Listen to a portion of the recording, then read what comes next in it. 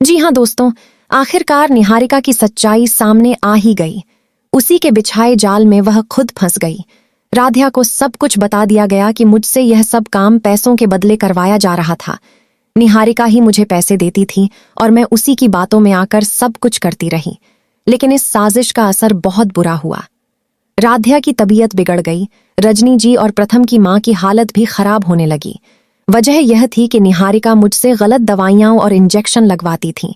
जब दादी को यह सच पता चला तो उनके चेहरे का रंग उड़ गया। उधर प्रथम घबरा गया और दौड़कर अपनी मां के पास गया। वह उनके पास बैठकर फूट फूट कर रोने लगा। पूरे घर में मातम और पछतावे का माहौल छा गया। जब निहारिका को लगा कि सब कुछ उसके हाथ से निकल चुका है तो वह बौखला गई। वह खुद को बेगुनाह साबित करने की कोशिश करने लगी, लेकिन अब कोई उसकी बात सुनने को तैयार नहीं था। परिवार ने साफ कह दिया कि अब झूठ और चालाकी की कोई जगह नहीं है। राध्या पूरी तरह संभल चुकी थी। उसने मजबूती से सबके सामने खड़े होकर कहा कि अब वह किसी के बहकावे में नहीं आएगी। उसकी आवाज में डर नहीं, बल्कि आत्मविश्वास था। यह देखकर दादी की आंखों में आंसू आ गए, लेकिन इस बार वो राहत के थे। प्रथम ने भी खुद को संभाला और अपनी मां का सहारा बना। रजनी जी ने राध्या का हाथ पकड़कर कहा कि अब यह घर फिर से पहले जैसा बनेगा।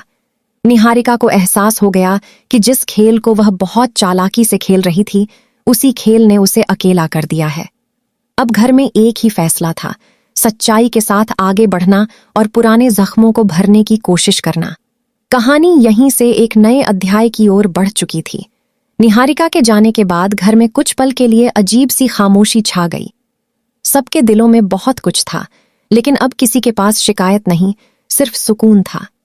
राध्या ने दादी के पास बैठकर उनका हाथ थामा और कहा कि अब वह हर हाल में इस परिवार को संभालेगी। दादी ने राध्या के सिर पर हाथ रखा और पहली बार लंबे समय बाद मुस्कुराईं। रजनी जी ने भी राहत की सांस ली, जैसे कोई भारी बोझ उनके सीने से उतर गया हो। प्रथम ने राध्या की तरफ देखा। उसकी आंखों में भरोसा और सम्मान साफ झलक रहा था। अब घर में नियम साफ थे, कोई भी फैसला मिलकर लिया जाएगा और किसी बाहरी इंसान को इतनी ताकत नहीं दी जाएगी कि वह रिश्तों को तोड़ सके। दर्द से गुजरकर यह परिवार पहले से ज्यादा मजबूत हो चुका था और यहीं से शुरू हुई एक नई शुरुआत, जहां बीते धोखे सिर्फ यादें थे और आगे का रास्ता सच्चाई और भरोसे से भरा हुआ था। निहारिका के जाने के बाद घर में जो खामोशी पसरी थी वह साधारण नहीं थी। वह खामोशी उन सारे झूठों, दर्द और टूटे भरोसों की गवाही दे रही थी जिनसे यह परिवार गुजरा था। हर कोई अपने अपने मन में बीते दिनों को याद कर रहा था। दादी बरामदे में बैठी थीं, हाथ में माला थी, लेकिन मन बार बार उन्हीं गलतियों पर अटक जा रहा था जो उन्होंने अनजाने में होने दी थीं। राध्या अब पूरी तरह संभल चुकी थी। उसकी तबीयत भी ठीक हो रही थी और मन भी। अस्पताल से लौटने के बाद उसने पहली बार पूरे घर को ध्यान से देखा। वही दीवारें, वही आंगन, लेकिन सब कुछ बदला बदला सा लग रहा था। उसने महसूस किया कि बीमारी से ज्यादा खतरनाक वह जहर था जो रिश्तों में घोला गया था।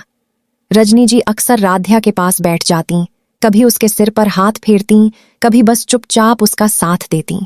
उनके मन में ग्लानि थी कि एक बाहरी इंसान की बातों में आकर उन्होंने अपनों पर शक किया, लेकिन राध्या ने कभी उन्हें दोष नहीं दिया। वह जानती थी कि साजिश इतनी शातिर थी कि अच्छे अच्छे लोग बहक सकते थे। प्रथम इन सब बदलावों को बहुत नजदीक से देख रहा था। वह पहले से ज्यादा गंभीर हो गया था। उसकी मां की हालत, राध्या की बीमारी और घर का बिखरता संतुलन, इन सब ने उसे अचानक बड़ा कर दिया था। वह अब सिर्फ बेटा नहीं, बल्कि घर का सहारा बनने की कोशिश कर रहा था। सुबह दादी की दवाइयों का ध्यान रखना, मां से समय पर खाना खाने को कहना और राध्या से हालचाल पूछना, ये सब उसकी दिनचर्या बन चुकी थी। कुछ दिनों बाद दादी ने सबको एक साथ बैठने को कहा। उनकी आवाज में वही पुराना रौब था, लेकिन आंखों में अनुभव की थकान साफ दिख रही थी। उन्होंने कहा कि जो हुआ उसे बदला नहीं जा सकता, लेकिन उससे सीख जरूर ली जा सकती है। उन्होंने साफ शब्दों में कहा कि अब इस घर में कोई भी बात छुपाई नहीं जाएगी और किसी भी फैसले में अकेले किसी एक की नहीं चलेगी। राध्या ने उस दिन खुलकर बात की। उसने बताया कि कैसे धीरे धीरे उसकी तबीयत बिगड़ती गई और कैसे उसे खुद भी समझ नहीं आया कि उसके साथ क्या हो रहा है। उसने यह भी कहा कि अगर समय रहते सच्चाई सामने न आती तो नतीजा और भी भयानक हो सकता था। उसकी बात सुनकर घर में बैठे हर इंसान की आंखें नम हो गईं। निहारिका की चर्चा अब कम होने लगी थी, लेकिन उसका असर अभी भी महसूस किया जा सकता था। कई बार रजनी जी रात को चौंक कर उठ जाती, जैसे कोई बुरा सपना देख लिया हो। दादी कभी कभी भगवान से बस यही प्रार्थना करती कि उनके परिवार को किसी की बुरी नजर न लगे। धीरे धीरे घर की रौनक लौटने लगी। राधिया ने फिर से रसोई संभालनी शुरू की। पहले पहले हाथ कांपते थे, लेकिन मन में एक अलग ही संतोष था। रसोई में खनकती चूड़ियां, उबलती चाय की खुशबू और सबके साथ बैठकर खाना, ये छोटी छोटी बातें अब बहुत बड़ी लगने लगी थीं। एक दिन शाम को सब आंगन में बैठे थे। मौसम हल्का ठंडा था। प्रथम ने अचानक कहा कि इस घर ने बहुत कुछ सहा है, लेकिन अब इसे डर के साथ नहीं, भरोसे के साथ आगे बढ़ना चाहिए। उसकी बात सुनकर सबको हैरानी भी हुई और गर्व भी। इतना छोटा होकर भी वह कितनी गहरी बात कह गया था। राधिया ने उस दिन महसूस किया कि असली जीत निहारिका के जाने में नहीं थी, बल्कि इस बात में थी कि परिवार टूटने के बजाय और मजबूत हो गया था। उसने तय किया कि वह अब किसी भी हाल में चुप नहीं रहेगी। अगर कुछ गलत लगेगा तो सवाल जरूर उठाएगी। समय बीतता गया। जख्म पूरी तरह मिटे नहीं थे, लेकिन भरने लगे थे। हर सुबह एक नई उम्मीद लेकर आती और हर रात यह सिखा जाती कि अंधेरा चाहे कितना भी गहरा हो, सुबह जरूर आती है। इस घर ने सिखा लिया था कि रिश्ते खून से नहीं, भरोसे से चलते हैं, और जब भरोसा टूट जाए तो उसे जोड़ने में वक्त लगता है, लेकिन नामुमकिन नहीं होता।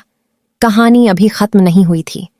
यह तो बस उस सफर की शुरुआत थी, जहां दर्द के बाद समझदारी थी और टूटने के बाद एक नई मजबूती। ऐसे ही इस सीरियल के हर नए अपडेट और आगे आने वाले जबरदस्त ट्विस्ट देखने के लिए अभी इसी वक्त इस चैनल को सब्सक्राइब करें, वीडियो को लाइक करें और अपनी राय कमेंट में जरूर बताएं।